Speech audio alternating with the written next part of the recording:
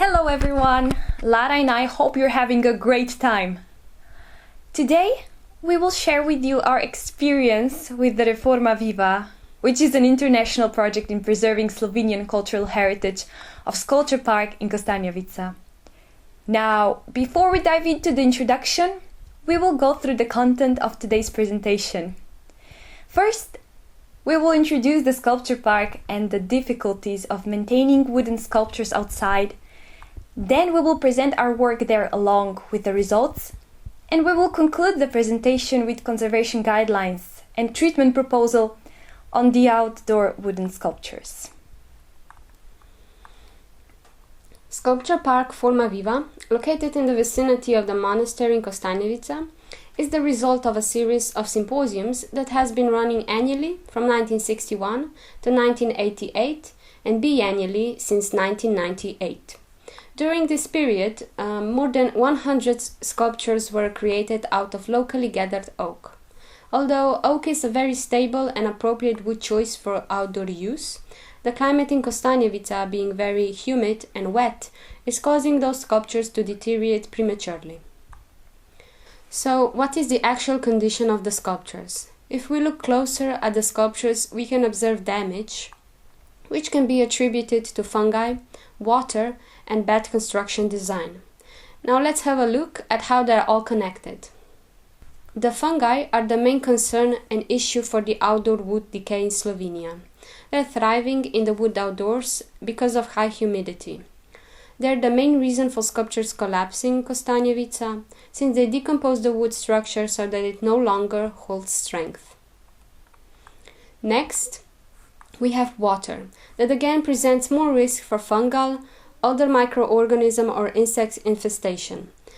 The consequences are mostly visible at the top and at the bottom of the sculptures, where water collects or it rises from the ground by capillary traction. This brings us to the third concern, bad construction design. The damage we just saw would not occur or would not progress this rapidly if the sculptures was mounted properly onto the base and the top was protected. This is a sculpture of the cubes by Miroslav Šutej from 1972. They are located near the stream where the ground is very soft. During the years since it was made, the sculpture shifted and somewhat sank into the ground. Ground settlement is a common problem of many sculptures in Kostanjevica. Here we see the decay caused by fungi that had occurred in storage waiting for the artists. And then we also have the insects, and we cannot do much about this, especially with the sizes of those sculptures, because the only way to prevent it is to use hardwood containing substances that repel insects. And having those insects can also attract bigger animals, and this is the damage caused by a woodpecker. There is also a problem of uncontrolled vegetation growth. The project's intention was to raise awareness of the transiency of the sculptures. Our goal was to learn the problems of the sculpture park and how to approach them, and the documentation process was a good strategy for that. After filling out the condition reports, we also collected photographical documentation. For presenting the condition of the sculptures, we decided to create graphical documentation, but before that, we had to create a collection of textures that represent different types of damage or other conditions. We thought it would be very nice if we could generalize them. Perhaps if the design was thoughtful and useful, people would use them. Our main concern was to choose textures that go together with each other, because as we all know, damages can be generally layered. Next, we wanted to color code them. For example, green color textures represent the vegetation, or the red exemplifies the damages connected to the support. We also added translucent background to some of these textures so that they are visible in different situations. We will present the documentation process of the Tower of Babel by John Oxman that was constructed in 1978. A wooden statue stands on a concrete foundation and it's made of wooden blocks. We can observe the damages at the bottom and the top because of the water accumulation. The lichens and mosses are growing on the northern side of the statue, where there is less sun, and it spoils the aesthetic appearance.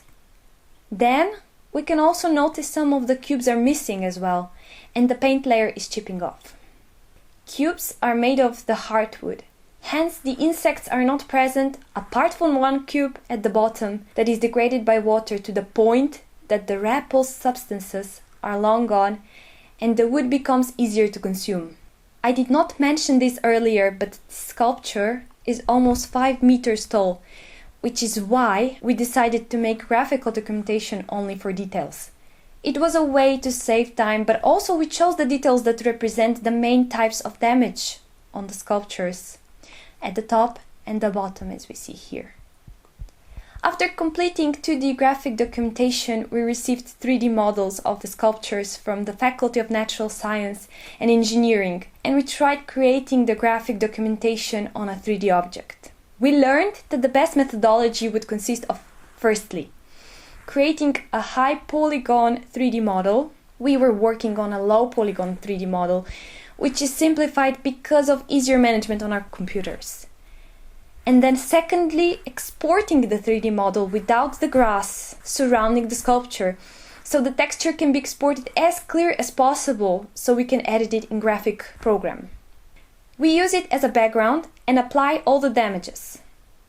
We save the damages as a new document and then import the model to the Blender program, where we apply the newly created texture and then we export it all together. To use a model in presentations such as PowerPoint, we can save it in the Microsoft program 3D Builder, import the model with the texture and save it in 3MF document. It is a very simple methodology that can help us preserve cultural heritage in a digital form.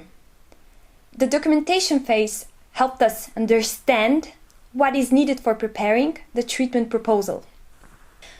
We have observed how wood naturally deteriorates, and there are some quick guidelines to conservation restoration of outdoor wooden sculptures. But we would really like to emphasize those procedures that could make a difference and prevent premature deterioration of outdoor sculptures.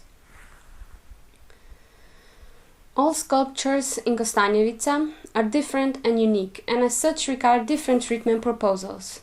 However, we can follow some general investigative procedures and common conservation restoration practices that we all know already.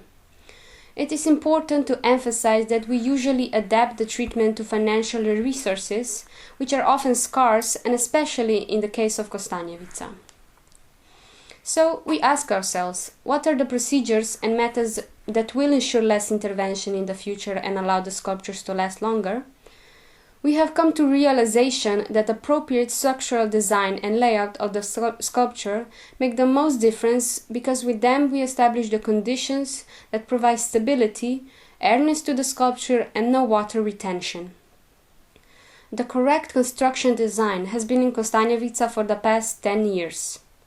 We think that by continuing with such an approach, it will allow the sculptures to live at least 60 years without major interventions.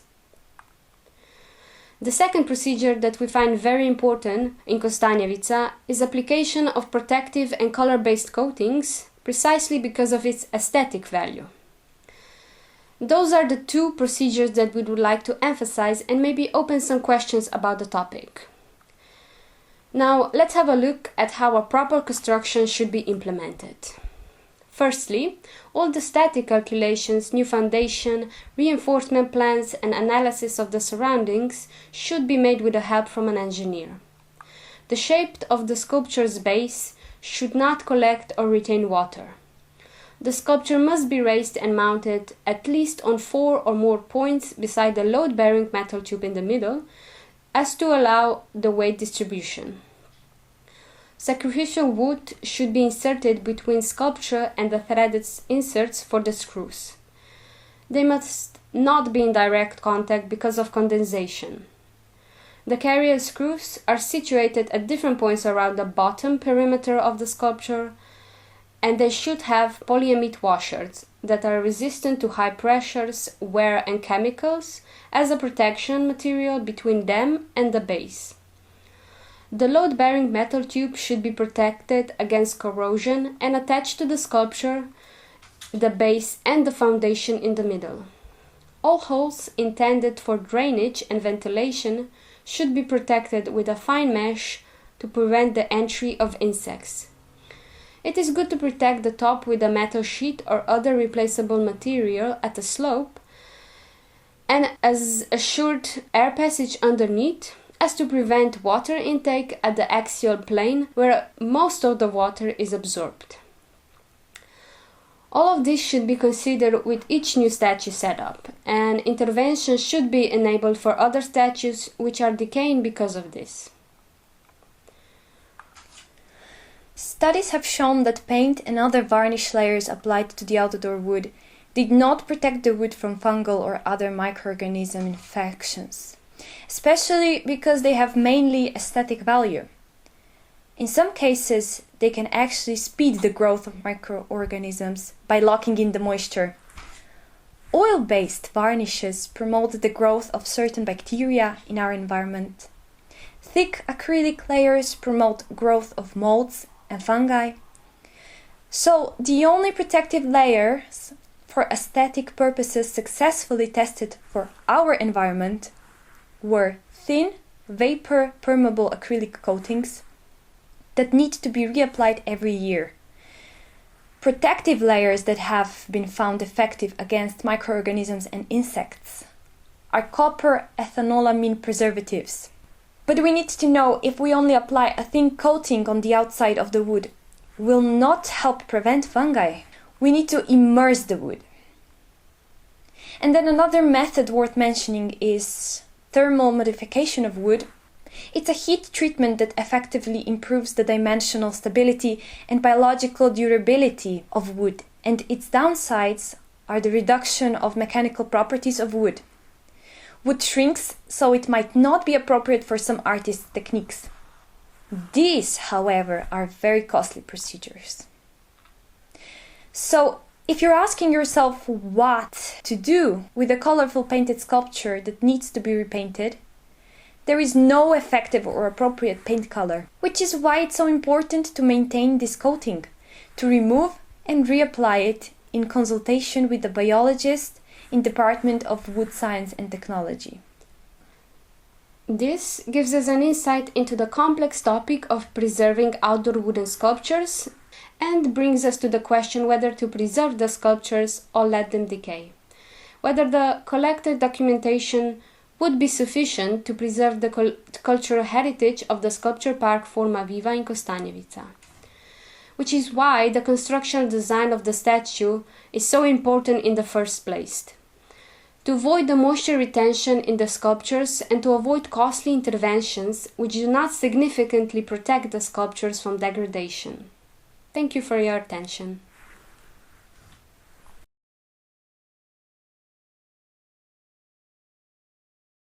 We will be glad to answer any questions you may have about this topic and maybe open a discussion about it.